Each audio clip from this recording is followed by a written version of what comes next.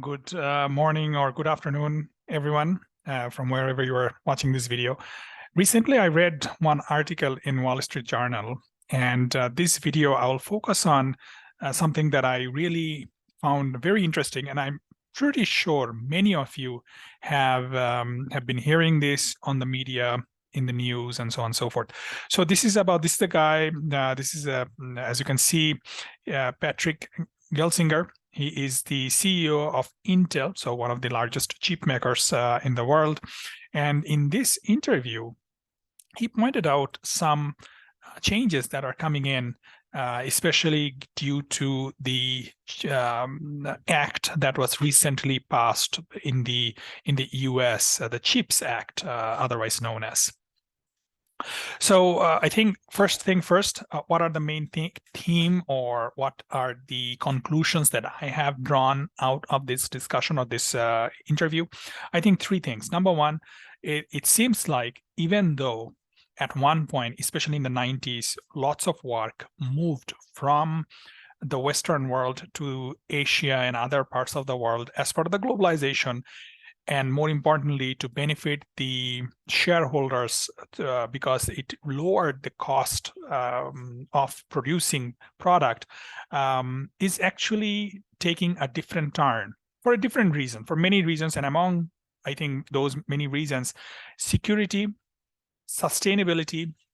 So some of this chip manufacturing work looks like it's going to come back because of this CHIPS Act. And that's what this paragraph or this section where my cursor is right now is pointing out, is the 1990s. We moved jobs overseas, but right now they are investing close to 50 billion, if not more money, so that it becomes for this kind of companies for coming up with factories, manufacturing plants in US, Europe, and so on and so forth. I think the second thing that came to my mind is that think about the situation when COVID pandemic hit, right? Like in Canada, even though it's a part of a G7 nation. So one thing it caught me by surprise that forget about innovation, like innovating the vaccine, forget about that. We could not even produce or manufacture the vaccine in Canada, within Canada. Like I found that so odd. Like a G7 nation does not have manufacturing facility to produce. Like you do not need to invent or innovate. You just need to take the formula from whoever and produce for your own countrymen. I think that was, or people in your own country, they could not produce it. So, what did I take away from that, and what did I take away from all this interview? I think another thing that I took away from all of this is the number three thing is there seems to be, because of that globalization, and globalization is not bad by any means, but I do believe because of this movement of jobs going from Western world to Asia and other parts of the world, what ended up happening is that we ended up shifting or moving skill set as well. I think it started out to benefit the shareholders, but it ended up and it will end up costing the countries way more. The normal people, the common people, not the shareholders of a company, the common people, way more than what the intention was to begin with. Because obviously, as you can imagine, majority of the chip making and the manufacturing is in China, Taiwan, and other parts of the world.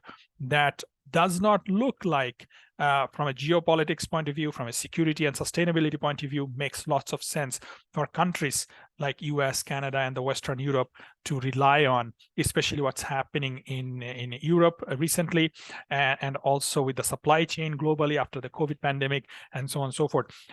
What caught me what I found a little interesting in that interview is, at one point, I'm pretty sure I at least heard it in the news, is that there was a significant shortage when it came to chip making. And to be honest, if you are not following this story in the media, you know for sure, you have heard this, is that due to the supply chain shortages, there's lots of problem.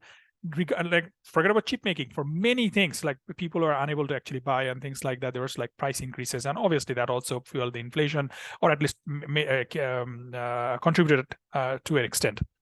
Anyway, I think at one point there was a shortage for chip making, so that was driving up the problems around supply chain, around the vehicle making, you name it. Like our lives are like this laptop. I have a phone.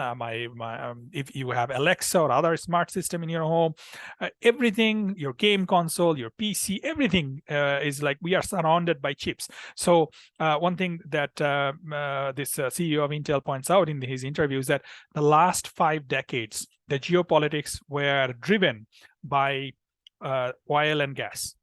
And I'm not saying that that is not important anymore, but in his view, and I found it very interesting to note, is that in his view, the next 5 decades will be defined who can actually produce and who can actually provide for those those products that will take us to the future. So chip making is what I think he's focused on. So anyway, the 3 things that you please may want to take away is manufacturing is moving back for a great cost, in my view, because now that we have lost our technical leadership. So another key point that you may want to take away is that there are still jobs that are moving from Canada, North America, from Europe to other parts of the world, because the other parts of the world provide high value services, i.e. low cost. That is novel idea.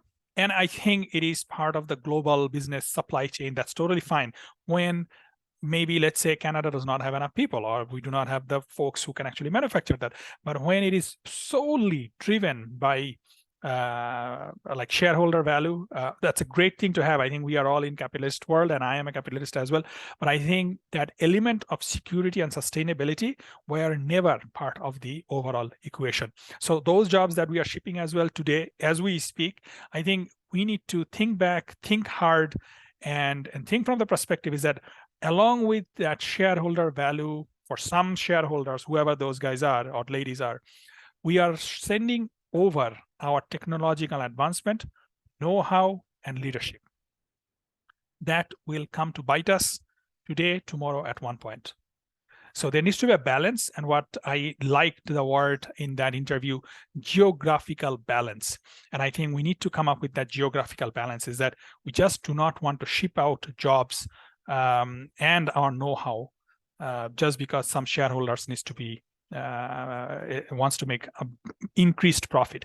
I know that there are lots of talk about profits for different kinds of companies nowadays, whether that's grocery chain or oil companies and so on and so forth. But I think it's important to note, along with those companies, all those companies, for example, Google or the tech giants, the companies who don't even pay any taxes to begin with.